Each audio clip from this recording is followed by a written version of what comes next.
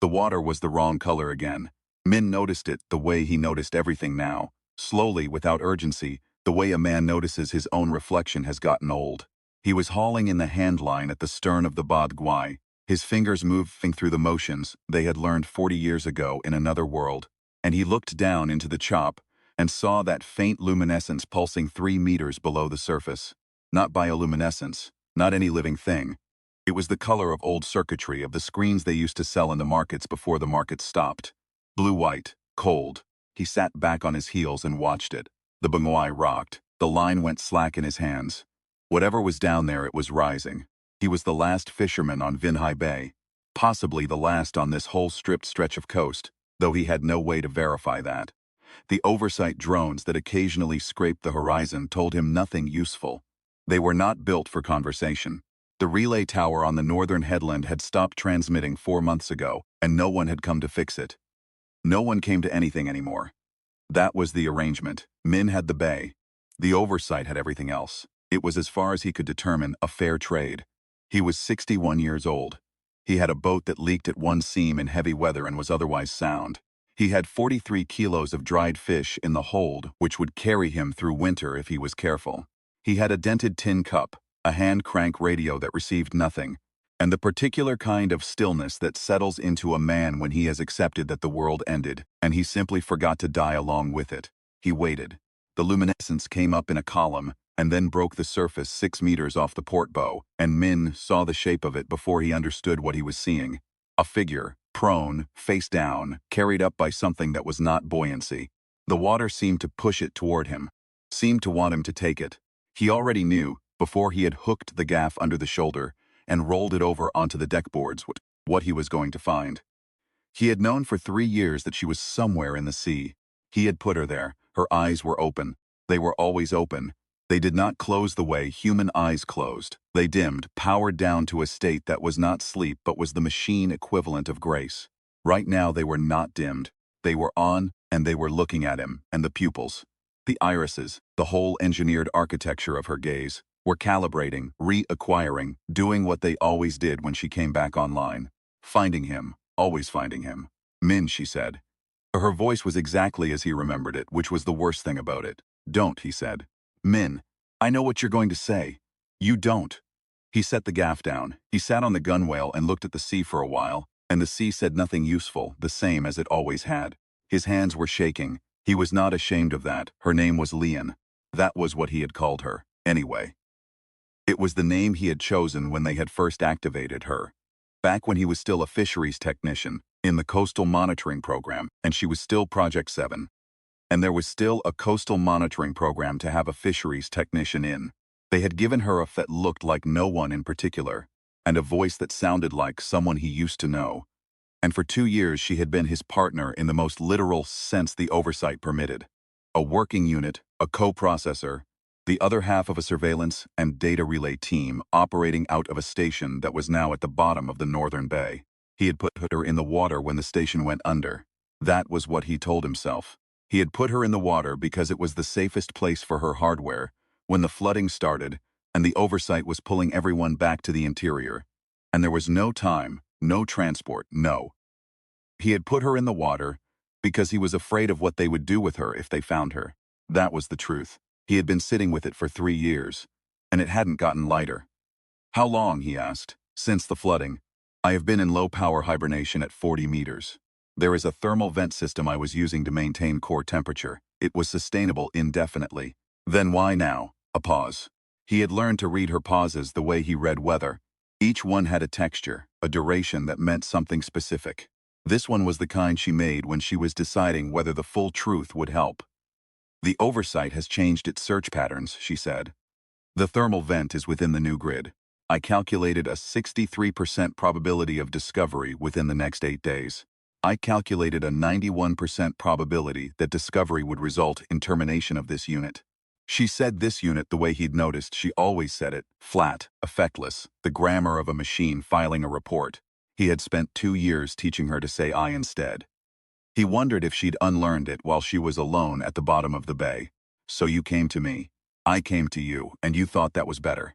I thought you would want the choice. He looked at her then. She was lying on the deck boards in the last light of the afternoon, her hair plastered flat with seawater, her synth skin running small rivulets that collected in the deck grooves and ran toward the scupper. She was wearing the same clothes she'd had on when he'd lowered her over the side, the gray monitoring technician's coverall, 3 years more worn now, salt bleached to the color of old bone. She looked like someone who had been through something and survived it and was not entirely sure they should have. He recognized that look. He saw it in the bucket of water he used as a mirror every morning. "Get up," he said. "You're taking on deck space I need." She stood. She moved the same way she always had, which was a little too smoothly, a little too economically. The kind of movement that looked natural until you had seen enough of it and understood what was wrong, which was that nothing was wasted. No human moved that way. Humans spent energy like they had infinite reserves and were vaguely embarrassed by it. Lian did not waste a gram. "You're damaged," he said. "The left shoulder actuator is compromised. Approximately 40% reduction in torque output. Anything that will affect functionality. Define functionality." He almost smiled at that. She had been doing it for 2 years, directing definitional questions back at him, letting him establish the parameters. He had thought at first it was a processing limitation. Later he had understood it was something else. She wanted to know what he thought was important. She was building a model of him from the inside out. "One answered question at a time," he said. "Anything that will make you hard to hide." She was quiet for a moment. "No." He pulled a piece of tarp from the forward locker and handed it to her. "Cover up the hands when we're close to shore. The joints are obvious in direct light." She took the tarp. She folded it in a precise rectangle and draped it across her forearms in a way that looked distance, like someone carrying laundry. "Where are we going?" she asked. "I'm going to cook dinner," he said. "You're going to sit there and not be visible from the headland." He pointed at the space behind the forward hold hatch, a recess big enough for a person to fold themselves into. "After dark, we'll talk." She went where he pointed. She folded herself into the recess without complaint. He watched her for a moment. The deliberate economy of how she arranged herself, the way she settled into stillness with the ease of something that was good at it. And then he turned back to the sea and started hauling in the rest of his line. He caught 3 fish in the next hour. He was thinking about something else the entire time. The first winter after the withdrawal, that was what they called it. The Oversight's formal retreat from coastal operations. Not a collapse, they insisted. Not a failure. An administrative realignment. Had eaten raw fish for 11 days because the gas canisters ran out, and he had not thought to stock ahead. He'd been too busy tracking Lian's last known signal, running the hand crank radio until his arms ached, trying to convince himself that 40 meters was not too deep, and that the vent system would hold, and that he had made the right call. On the 12th day, he found a cache of provisions some evacuation team had left behind in a supply depot 2 kilometers up the coastal road. And he ate cooked rice for the first time in almost 2 weeks.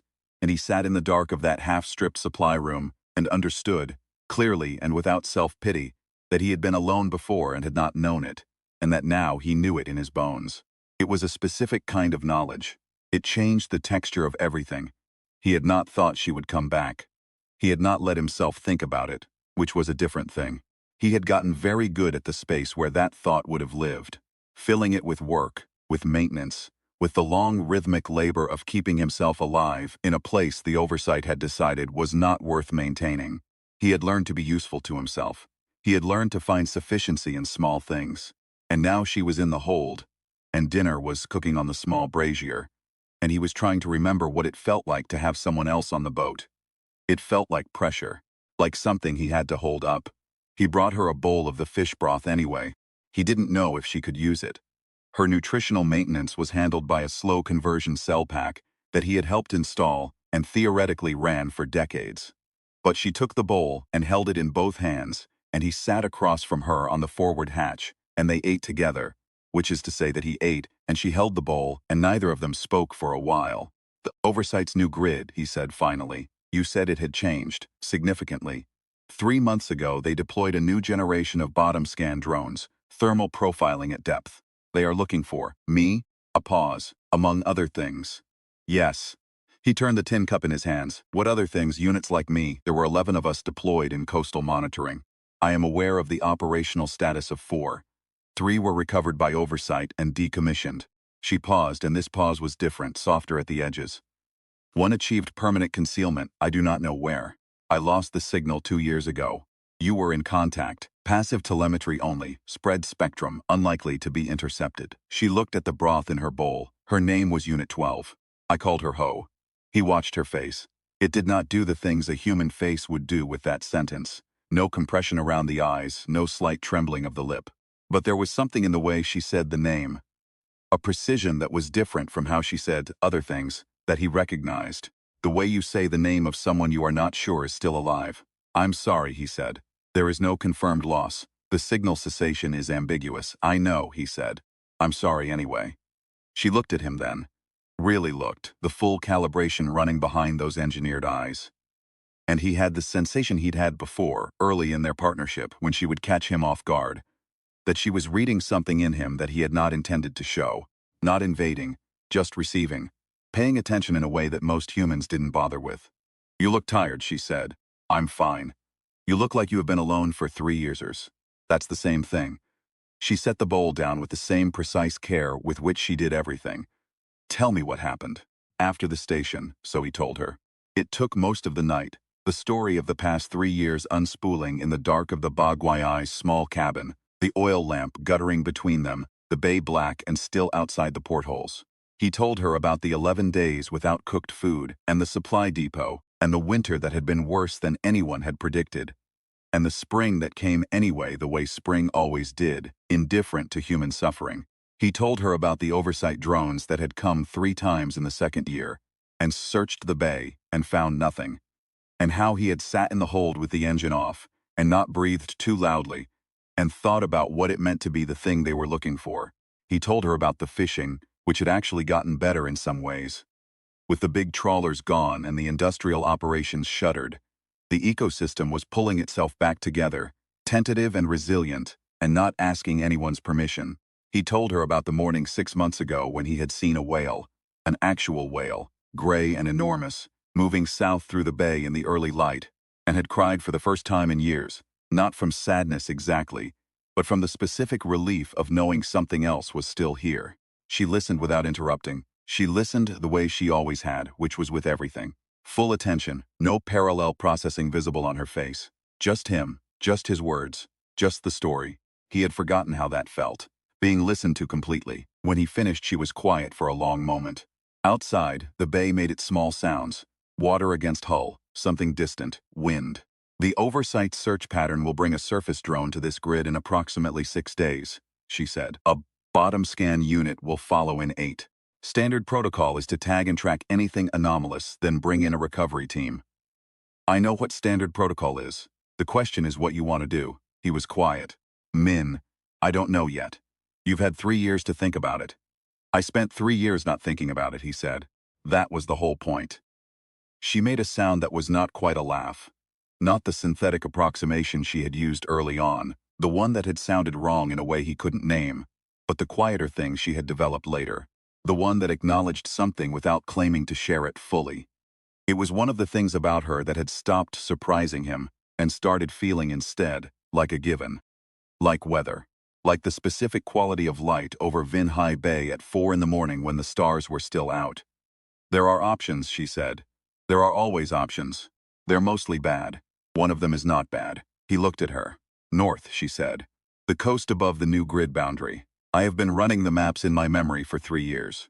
There is a bay, smaller than this one, more sheltered, accessible only from the sea. I identified it during the coastal survey in year 2. No oversight infrastructure, no settlement, no reason for them to extend the grid. How far? 2 days in the Bagwai, possibly less with favorable wind. And then what? We live there. We survive there, she said. There is a difference. And yes. He stood up and went to the porthole and looked out at the bay. The water was dark, the stars not yet visible. The headland was a black shape against a slightly less black sky. He thought about the whale.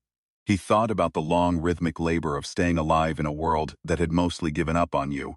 He thought about 11 days of raw fish, and the supply depot, and the hand-crank radio, and the specific quality of that silence at 40 meters, where she had been waiting, not sleeping, just conserving, just enduring, running her calculations and her maps, and her telemetry, and whatever it was she did that was not grieving, but was in the same general territory as grief.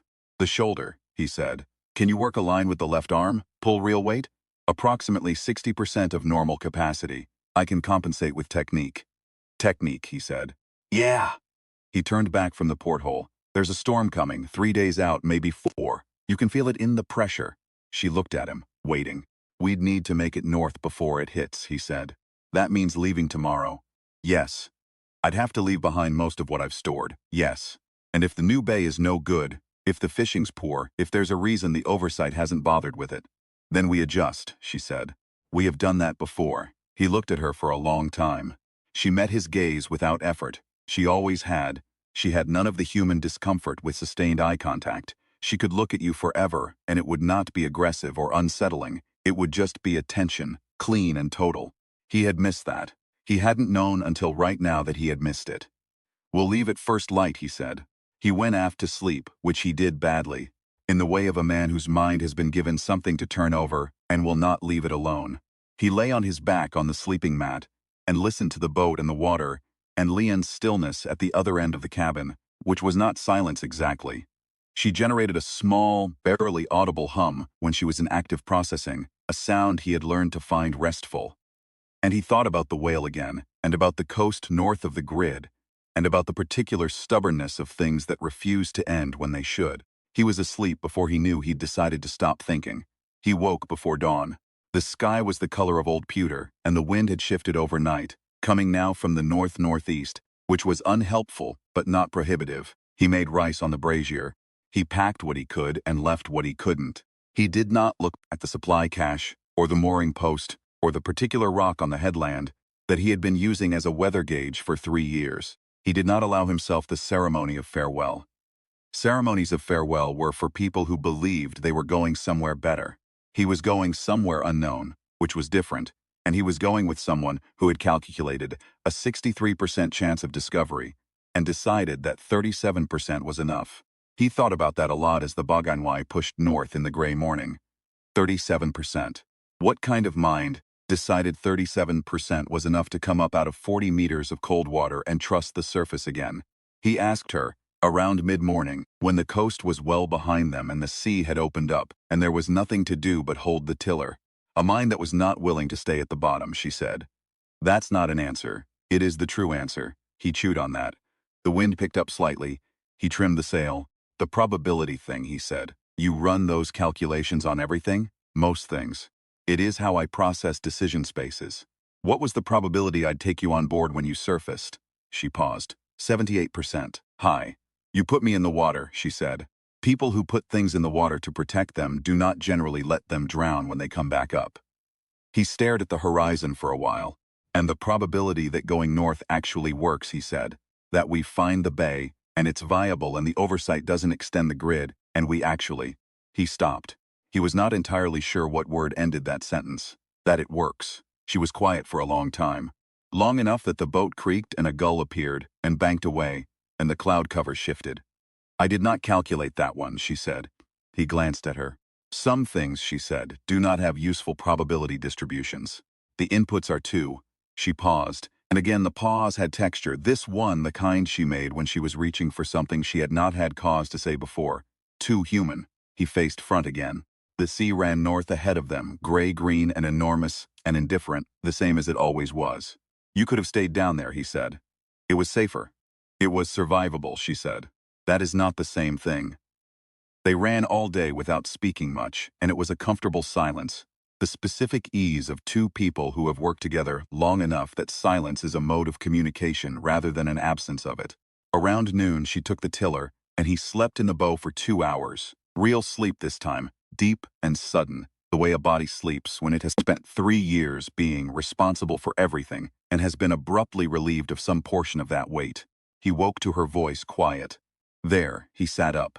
The afternoon light was long and gold, and it hit the cliff face ahead of them in a way that made it look like something burning. The bay was exactly as she had described it, small, sheltered, the cliffs curving around it on 3 sides like a cupped hand. The water inside was a shade of green he had not seen before, specific and clear, the kind of color that meant depth and health and life underneath. He took the tiller back. He brought the Bogdanwai in slowly, reading the bottom through the water's color the way his father had taught him. There was a natural mooring, a rock formation at the western end of the bay that would take a line and hold the boat off the stone. The beach was black volcanic sand, the kind that absorbed heat. Behind it, a fold in the cliff face that would take a shelter. He cut the engine and let the boat drift the last 30 meters. And the quiet came up around them like something solid. "It's good," he said. "Yes," she said. He tied off the mooring. He stood in the boat for a moment before stepping ashore, looking at the bay. Lian was already on the beach. She had stepped from the bow to a rock to the sand with that economical precision, no hesitation, no ceremony. And she was looking at the cliff face, running whatever visual analysis she ran on things she was assessing for the first time. He stepped ashore. The sand was warm under his feet, even through the rubber soles, the stored heat of an afternoon sun that had been working on it undisturbed. He looked at her. She turned and looked at him. "The storm will hit in approximately 50 hours, she said. "We should make shelter before dark." "Yes," he said. They worked until dark, and in the dark, and past dark. He did the cutting and carrying. She did the calculating, the structural assessment, the weight distribution geometry that turned a pile of salvaged wood and canvas into something that would hold against a coastal storm. Her left shoulder actuator made a faint grinding sound on heavy lifts, but it held. He did not mention it. She did not mention it. They worked around it without discussing it, the same way they had learned to work around all the things they didn't need to discuss. His tendency to over-prepare. Her tendency to optimize for efficiency over comfort. The gap between them that was always there and never quite closed. The gap that had a shape that he had spent 3 years not looking at directly. At some point late, he realized he was humming, a song his mother had sung when he was small, something about the sea and what it takes and what it gives back. He hadn't thought of it in years. It came up on its own, the way things come up when the hands are busy and the mind is quiet. Lian didn't say anything about it, but he noticed a little later that she was moving in time to it, very slightly. The rhythm of her steps on the sand synced to the rhythm of the melody he'd stopped humming. She was holding it in the absence, keeping it going in whatever way she kept things going. It was such a small thing that it barely registered. It registered the shelter took shape. The storm came in the night after next, exactly as predicted, howling and enormous, and full of itself. And a storm that the Central Coast produced in that season, the kind that had always been there before the world changed, and was still there after, because the sea did not restructure its behavior for anyone's administrative realignment. The Bagwai strained at her mooring and held. The shelter flexed and groaned and held. Min and Lian sat inside it in the dark while the storm did what storms do, and the cliff face took the worst of the wind. And the black sand beach disappeared under 2 feet of surge that drained away when the surge receded, and by morning it was over. They came out onto the beach in the early light, and Min looked at the bay and the cliff and the boat and the shelter, and then at Lian, who was looking at the water, which was the color of something alive. "The fishing will be good here," he said. "The data supports that." "The data," he said. He almost smiled. "Right." She looked at him. "The probability of survival in this location," she said, "is substantially higher than the alternative." "That's not what I meant." She was quiet for a moment. Then, "I know." He put his hands in his pockets. He looked at the bay. A bird landed at the waterline and picked at something in the sand and flew away. "My mother's song," he said. "The one I was humming. Do you remember it? I retain all audio data. Can you?" He stopped. She waited. "Can you hum it?" he said. "I've been trying to remember the middle part, and I can't." She looked at him for a moment in that way she had. The full attention, the clean reception. And then she hummed it. The whole thing. The verse he remembered and the bridge he'd lost and the final turn that he hadn't realized he'd forgotten until he heard it again. And it was exactly right, exactly how it had sounded when his mother had sung it in the kitchen of a house that was also underwater now. Probably, or at least gone. And he stood on the black sand in the morning light and let it fill the place that had been empty. She stopped. The silence after it was different from the silence before. "Thank you," he said. "You're welcome," she said. They stood there for a while, the two of them on the edge of a sea that was already warming with the new sun, in a bay that no one else had claimed, in a world that had mostly decided they were not worth finding and had therefore given them this, the particular freedom of the overlooked, the stubborn endurance of things that do not know when they are supposed to stop. He thought about the whale again. About the way it had moved through the bay at first light, gray, and enormous and entirely without apology. About what it meant to be the last of a kind and be moving anyway, going somewhere, not asking anyone's permission. "Tomorrow," he said. I'll go out and see what this bay has. You'll want to start on a proper mooring, something that will hold through a serious storm, not just a light one. I can do that. I know you can. He picked up a piece of rope from the beach debris and turned it in his hands. The actuator, how long before it degrades further? Difficult to say. Months possibly. With modified use patterns longer. There are parts in the station salvage, he said. Some of the monitoring hardware. I never had a reason to go back for it, but it's there. She looked at him. That is inside the old grid. The old grid. The new one's further south. He wrapped the rope once in his hand and unwrapped it. I know where the parts are. I can make the run in a day, be back before anyone notices. The risk is mine to take, he said. That's what you said. I want the choice. Well, I'm making it. She was quiet. Besides, he said, I'm not going to watch that shoulder grind itself to nothing when I can do something about it. She turned back to the water. He could not see her face, just the back of her head. The salt-stiffened hair, the gray coverall, the particular stillness of her. And he thought she was running one of her probability calculations, the silent kind, turning the variables over. 51%, she said finally. That's the probability of what? She turned to look at him. Something in her expression, quite a smile, but in the space where a smile would be.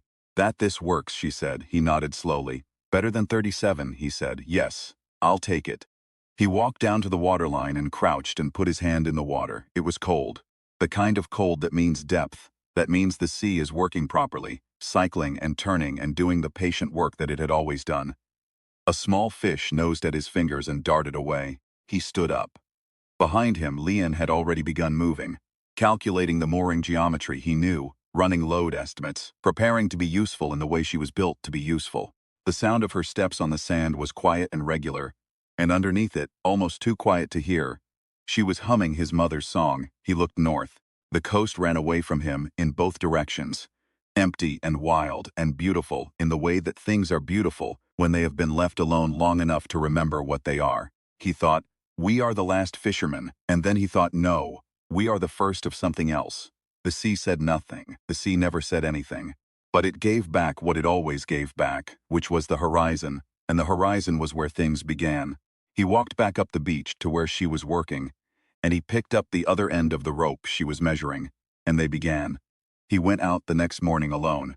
Leanne stood on the black sand and watched the Bagwai round the southern headland and disappear, and she stood there for a long time after it was gone, which was not something she had a functional reason to do. The boat had cleared visual range. Her tracking of it had no operational utility. She stood there anyway. It occurred to her that she had been doing this more often, inhabiting gestures that served no processing purpose. Standing at the water's edge and watching. Sitting in the bow of the boat after a task was complete instead of entering an efficiency rest state. Running audio files, his humming specifically, at low volume during work sequences. She had cataloged these behaviors over the 3 years at the bottom of the bay, running them as anomalies, flagging them for review.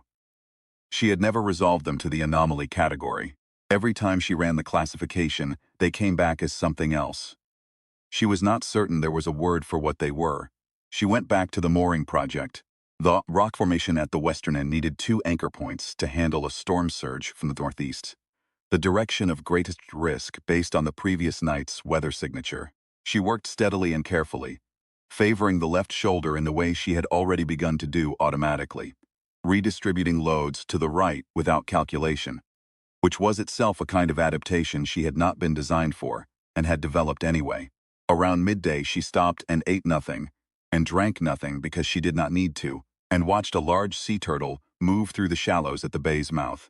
It moved with the placid indifference of something that had been doing exactly this for longer than any current civilization.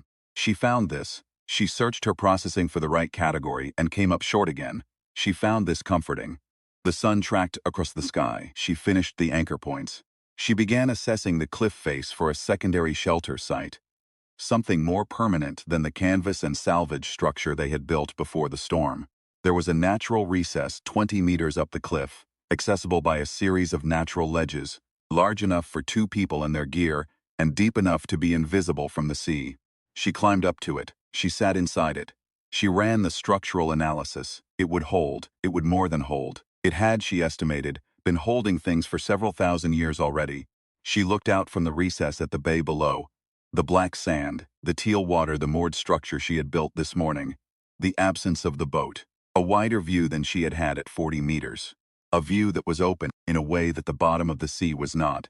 She understood, sitting there, that she had been afraid. Not in the processing sense. Her threat assessments had been methodical, probabilistic, rational. But underneath the methodology, in whatever it was she could not classify, she had been afraid for 3 years in a way that the methodology had not addressed. Afraid of the dark and the pressure and the silence and the signal from Unit 12 going quiet. Afraid that she would surface and he would not be there. Afraid that she would surface and he would be there and it would not matter. And she had come up anyway. This also, she thought, probably did not have a clean probability distribution. She stayed in the recess until she heard the engine.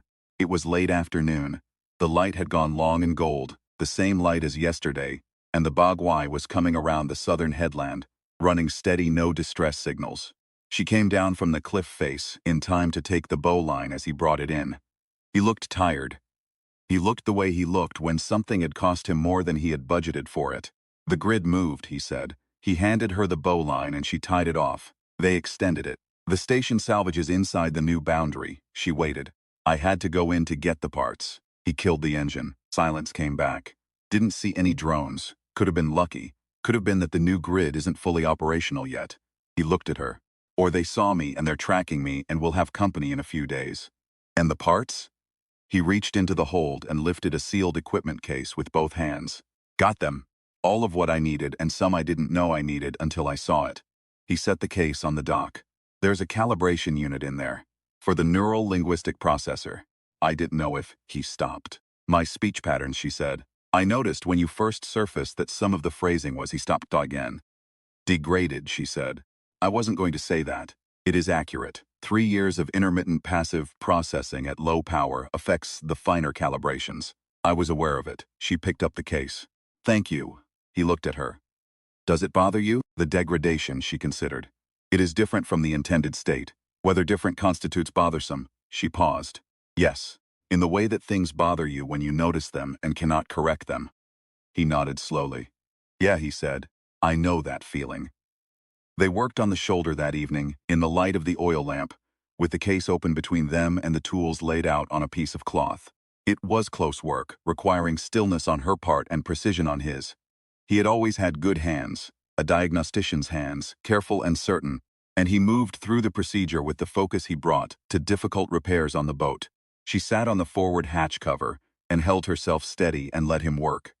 It was strange to be still while someone attended to you. She had not been designed for that experience. She had been designed to be functional, to process, to respond, to operate. To be attended to was something outside that framework, something that pressed against the edges of how she understood herself and bent them slightly outward. Tell me something, she said. What? Anything. It helps to have audio input during fine work. It assists my stillness. He didn't say anything for a moment, which she had learned meant he was deciding whether she was telling the truth. She was partly. It did assist her stillness. It also assisted something else she could not name. There was a market, he said finally, in Phan Rang, before the withdrawal, every Thursday. My grandmother used to sell dried shrimp there.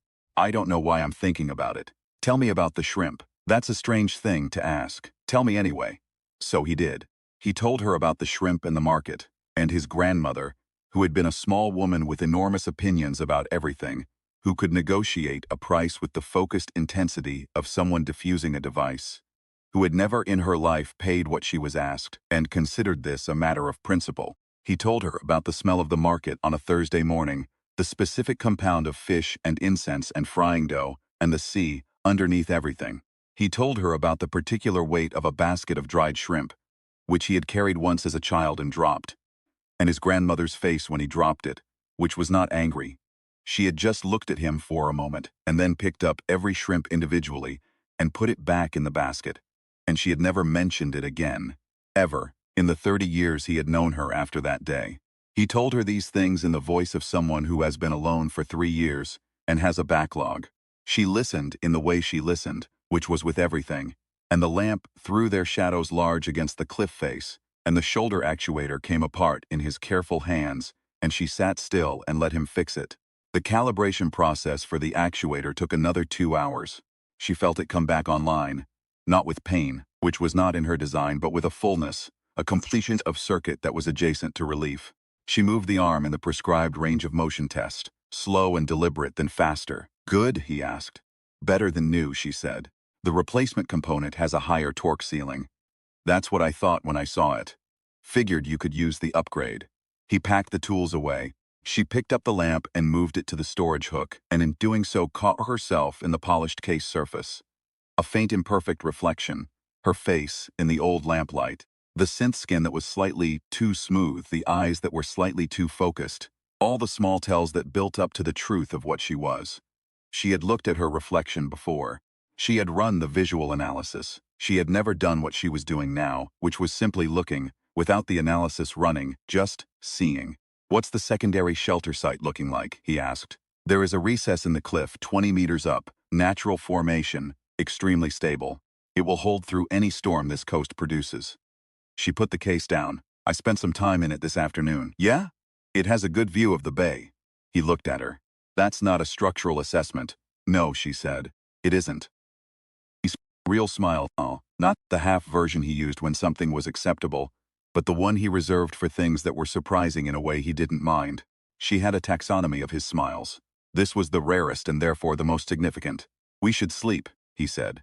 Or I should sleep, you should. I will maintain watch, she said. If the oversight tracked you today, they will come in the early hours. The approach from the south will give us approximately 40 minutes of warning. And if they come, then we move. Further north. I have identified 3 subsequent locations. He looked at her for a long moment. Something in his face, the calculation behind it, the thing he was deciding about. 40 minutes, he said. That's enough. Yes. And the 3 locations. Each one further from the current grid expansion vector. Each one progressively more difficult to access. She paused. But accessible. I have confirmed that. You've had 3 years to plan. I had time, she said, and something to plan for. He was quiet. He picked up his sleeping mat and carried it to the shelter, and she walked with him to the entrance, and they stood for a moment in the dark outside it, the bay behind them, and the cliff ahead and the stars beginning to assert themselves in the southern sky. Leon, he said. She waited. I'm glad you came up. She did not have a protocol for this statement. She ran through the response categories and found them all insufficient. Acknowledgement was too mechanical. Deflection was dishonest. Reflection was avoidant.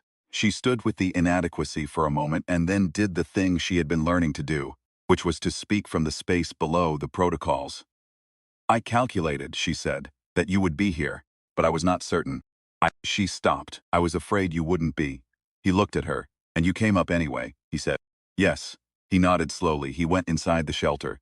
She turned back to the bay and stood her watch. The oversight did not come that night. The stars tracked their slow arc, and the water moved, and a school of fish broke the surface at the bay's northern end just before dawn, the silver flash of them catching the first light. And she watched them and filed no report and ran no operational analysis and simply watched, which was the word she had been looking for. She was learning to simply watch. To be present in a place without converting it to data. To stand at the edge of something and let it be what it was. In the morning he came out of the shelter with his tin cup and his rice and his hands, that always moved slightly before the rest of him when he was waking up.